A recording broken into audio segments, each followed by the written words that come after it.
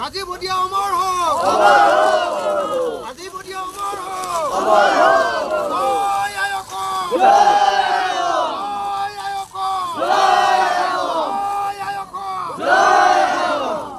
এয়া কোনো মন্ত্ৰী বিধায়কৰ নিৰ্বাচনী সভা নহয়, প্ৰধানমন্ত্ৰী মুখ্যমন্ত্ৰী নিৰ্বাচনী সভাও নহয়।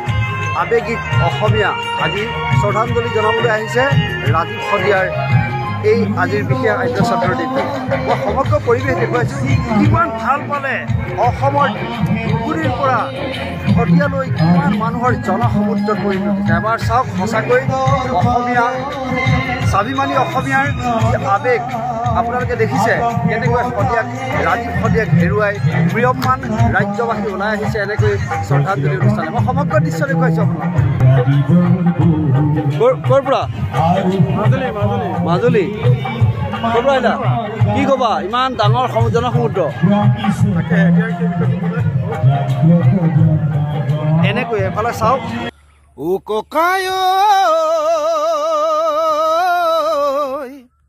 তুলৈ বাচ্চাই আছে ৰৈ অসমী আই, কলমৰ ধাৰাৰে লিখি যা সংবাদ, কলমৰ ধাৰাৰে লিখি যা সংবাদ, হাঁহিৰে নেওচি তই ঘাট প্ৰতিঘাত, হাঁহিৰে নেওচি তই ঘাট প্ৰতিঘাত।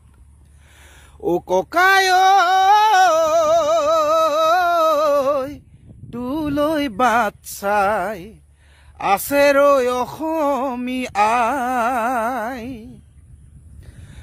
সংবাদ জগতৰ অৰুণোদয় নিধিলি বায়ু আজি নাই ঐ, গ'লগৈ আঁতৰি কলমেৰে সঁচা কথা কৈ কৈ, চতুৰ্থ স্তম্ভ আজি হতভম্ব, গণতন্ত্ৰ ৰোগীয়া দেহাত,